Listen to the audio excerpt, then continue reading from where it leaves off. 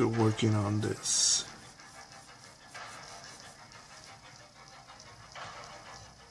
Popeye design.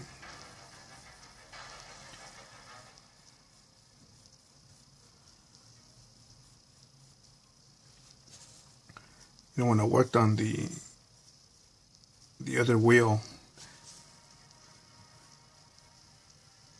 I stopped working on, like on all my pieces, I stopped working on them because I get stuck. Like, even with the reference, to adapt it to I guess this would be more of a cartoonish style. And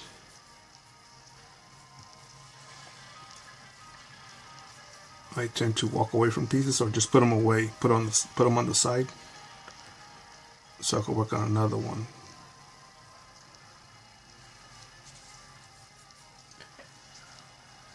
I don't think homework. I don't think projects that you're working on should be treated like homework, in the sense that, oh my goodness, I should create something today and fill up the whole canvas, fill up the whole sheet, fill up the whole area that I'm working on today.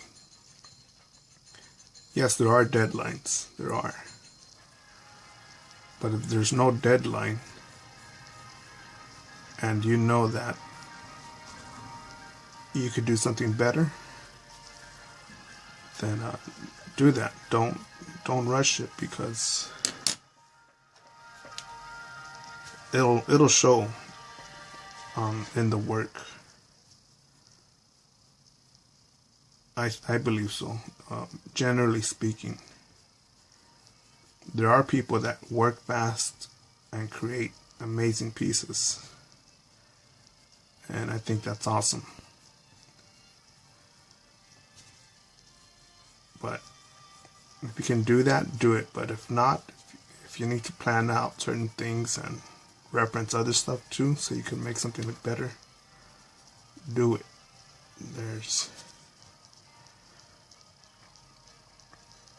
Remember that this is your reputation here.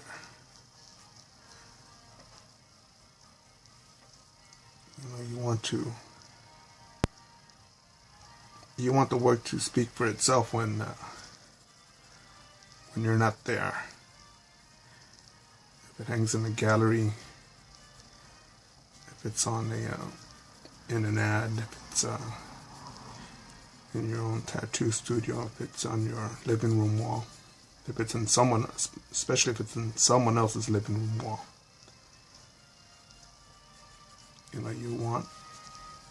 You never know who's going to come across your stuff. If you're doing this as a sham, as a way for a quick buck, well, I don't like dealing with people like that. So I guess people like that, they just want to sell artwork strictly for profit, not even for the sake of an idea. Do it. Create stuff that's beats up the car salesman. And by the car salesman, I mean people that just it's amazing when you see someone say, yeah, I got the best stuff in the block. I got you gotta buy this from me. It's the no one else has it better than a better product out there than me. People like that, I don't like dealing with people like that.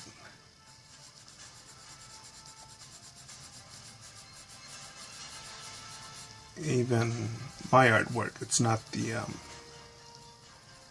best out there, but it is the best that I can produce at this moment. See, this is what I've created from all my travels, all my observations.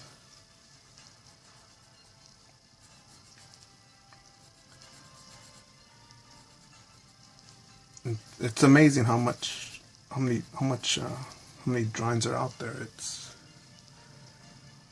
you're not the only, we're not the only people that create. And I think sometimes people actually believe that no one else is out there training as hard, working as hard, studying as hard, that no one else wants it as bad as you do. And that's just not true. There's plenty of people out there that want to want their artwork to be shared, so they hide themselves from distractions and go and stay in their studio and work.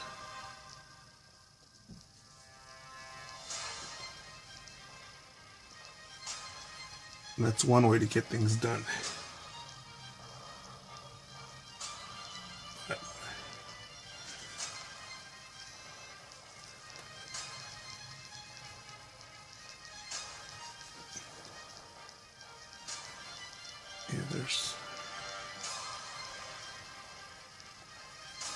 I lost my train of thought already.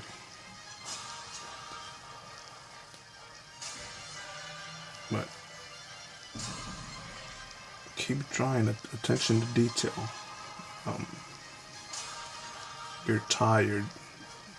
You get distractions. You get invitations to go do some other things. We all have those. All of us.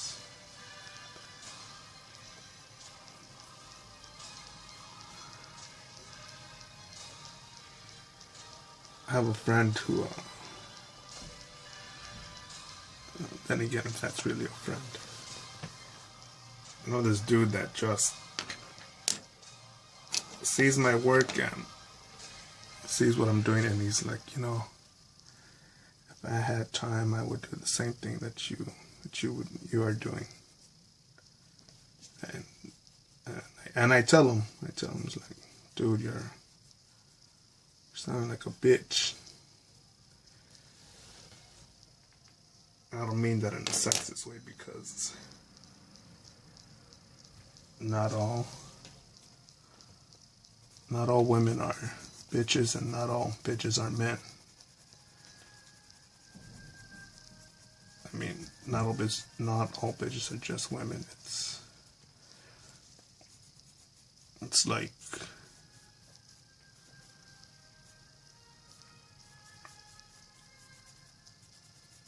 there's I guess if you shared a cup of coffee with me and I let you know about my past, I think that the odds would be very likely that I would have, generally speaking, ended up in prison, suicide, or just been a grocery bagger at your local market, or been a father of 3 by 4 different women, by being a moron. And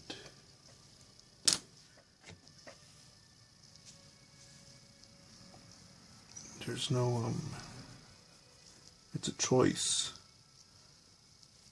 to say, you know what, fuck, I got dealt a bad hand, and I'm going to do my best with these cards that I was dealt.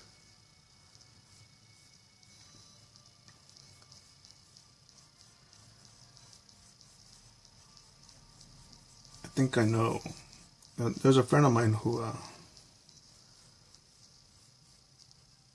this guy who, high school dropout,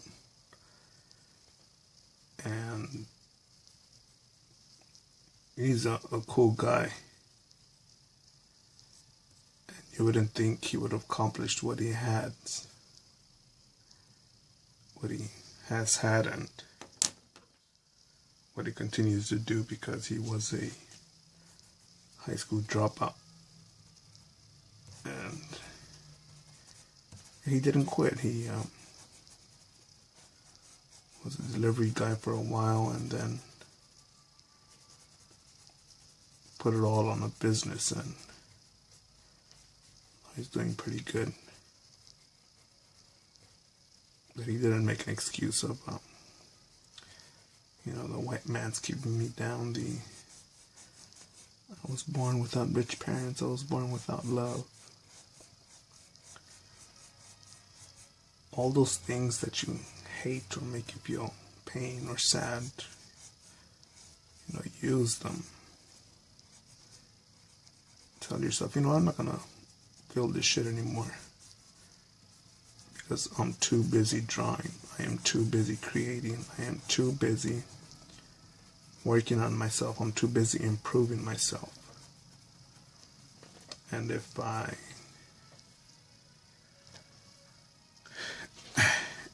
go ahead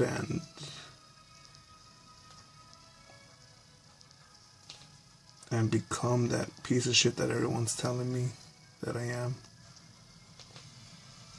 if I quit, I will become that. You're gonna face a lot of doubt, a lot of challenges. Coming from hardship. But let's not waste any further time telling anyone or thinking that the world owes us. It doesn't. The beauty about the private market is that it pays the talented if they put themselves out there. So do it. And even if you have a lot of resources and there's not so many challenges, I would say the pressure on you would be that you have so many tools.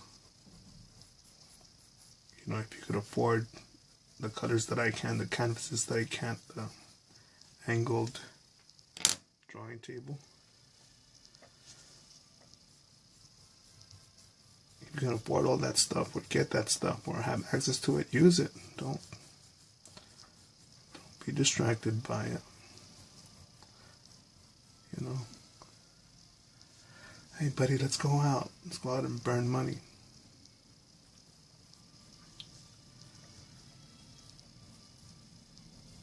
It's amazing when you see lotto winners that don't know how to use money right, and they end up broke again.